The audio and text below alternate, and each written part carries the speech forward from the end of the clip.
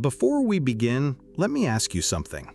Have you ever felt like your private life isn't quite as private as it used to be? Maybe you've noticed ads popping up after you talked about something.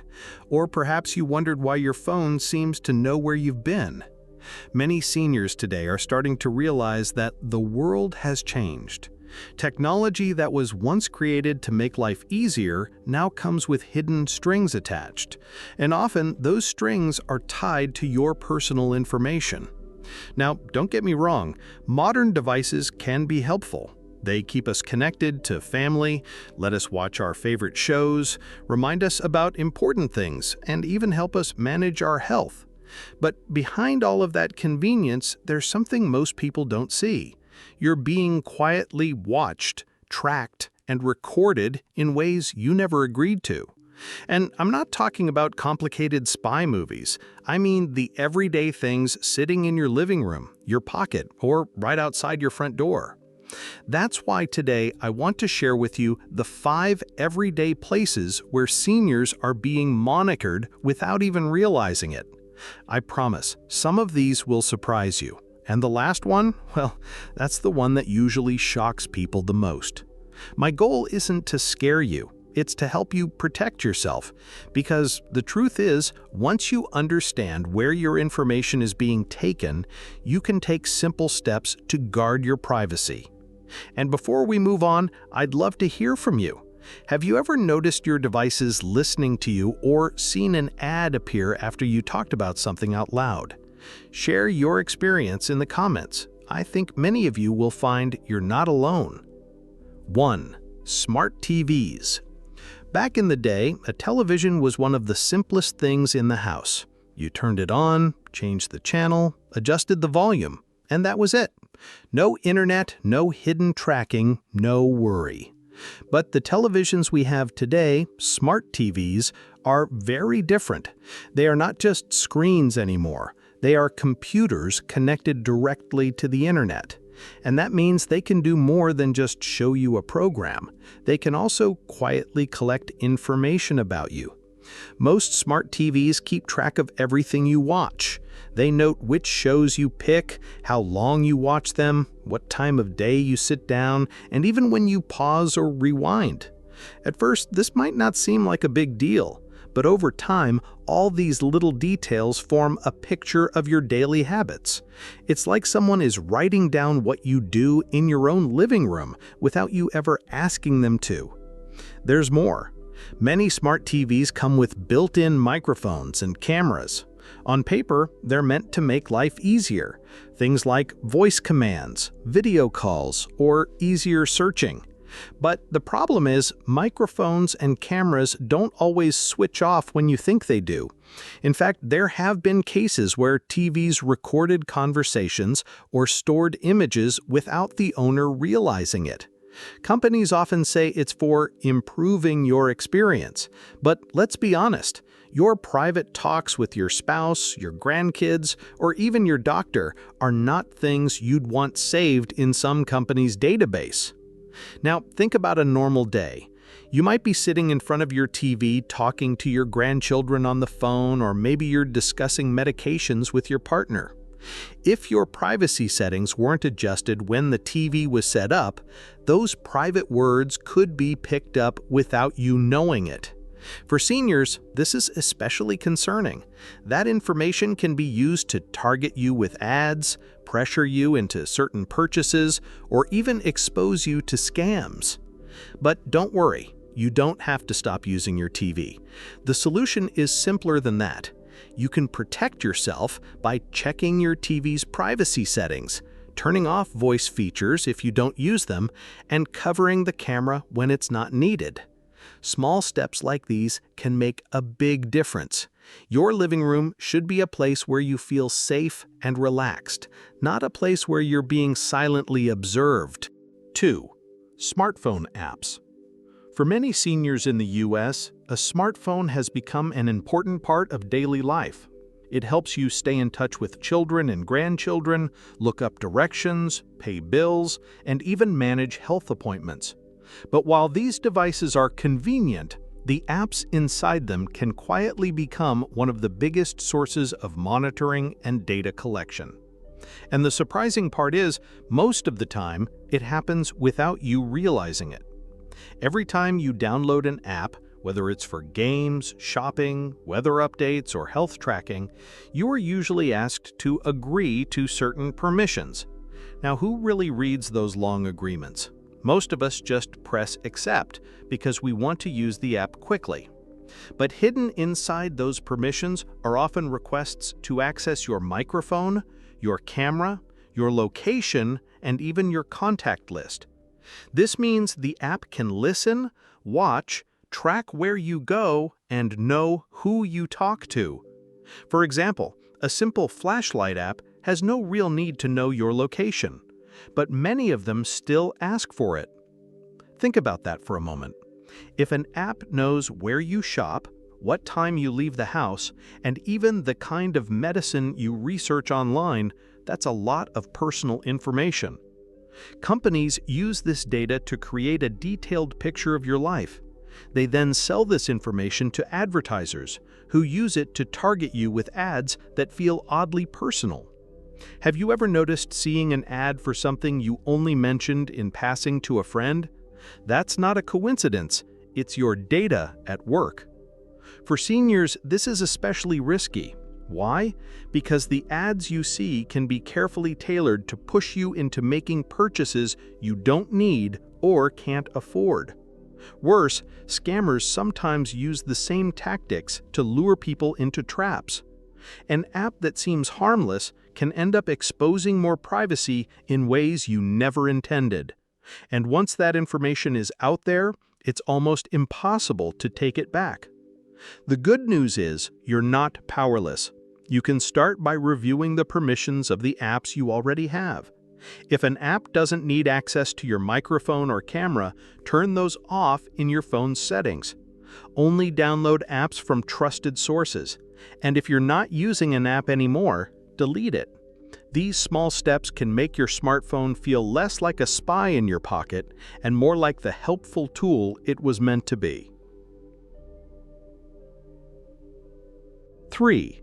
Public security cameras. When you step outside your home, it's easy to forget just how many cameras are around you. Years ago, you might only see a security camera at a bank or maybe outside a large store. But today, cameras are everywhere, on streetlights, in parking lots, inside grocery stores, at gas stations, and even in your neighbor's doorbell. For seniors especially, this can feel both comforting and concerning. On one hand, cameras can help keep neighborhoods safer. On the other, they also mean that much of your daily activity is being recorded without your direct permission. What many people don't realize is that these cameras don't just take short video clips. Most of them are connected to large systems that can store footage for weeks, even months. Some are linked with software that can recognize faces, track patterns, or even identify the type of car you drive. Imagine walking to the store every morning at the same time. Over just a few weeks, these systems can map your routine, showing where you go, what time you leave the house, and even who you meet. This might sound like science fiction, but it's already happening in many U.S. cities. Now, you might ask, why should this matter to me? After all, if you're not doing anything wrong, what's the harm? The concern is that once this information is collected, you don't know who has access to it or how they might use it. For seniors, this can be particularly risky. Why? Because a predictable routine like visiting the pharmacy every Thursday morning can make you more vulnerable to scams or even physical threats if the wrong person gets hold of that data. There's also the emotional side to think about. Many older adults grew up in a time when privacy was assumed. Your neighborhood was yours. Your walk to the park was just that, a private part of your day. Now, knowing that you're being watched can create a sense of unease, as if you never truly have a moment to yourself, outside your home. Of course, public cameras aren't something you can easily avoid, but there are ways to be more cautious. Be mindful of sharing your routines openly on social media, as that can combine with camera data to create an even clearer picture of your life. Stay aware of your surroundings and know that cameras are meant for safety, but they also represent another layer of monitoring that most people forget about. Awareness is your first line of protection. 4. Home assistant devices: Alexa, Siri, and others. Over the last few years, many seniors in the U.S. have welcomed home assistant devices into their houses. They seem like friendly little helpers. You can ask them about the weather, play your favorite music, set reminders for your medications, or even call a loved one without touching a button. Devices like Alexa, Siri, or Google Assistant can make life feel easier, especially as we age. But here's the part that isn't often talked about. To be so helpful, these devices are always listening. That's right, even when you're not talking to them, home assistants are waiting for a wake word, like, "Hey Siri," or "Alexa." This means the microphone is switched on around the clock. Companies say they only record short clips after you say the wake word, but reports have shown that sometimes these devices pick up conversations they weren't supposed to. Imagine chatting with your spouse about your health, your finances, or even private family matters, only to realize later that the device could have stored some of those words. What happens with that information? In many cases, it's sent to company servers where it may be analyzed by software or sometimes even listened to by employees to improve the service. While it might sound harmless, the truth is you never really know how much is being saved, who is listening, or how that information could be used. And for seniors, this can be especially troubling. You may not be comfortable with the idea of a device quietly collecting personal details about your life in your own home. There's also the risk of mistakes. These devices sometimes activate by accident, thinking they've heard their wake word when they haven't. That means they could start recording in the middle of a private conversation. Once that data is captured, it's out of your hands. It could be stored, analyzed, or even hacked if security isn't strong enough. The important thing to remember is you don't have to throw away your device to protect yourself. Instead, you can take a few simple steps. First, check the privacy settings in the app that controls your device and limit what's recorded or stored.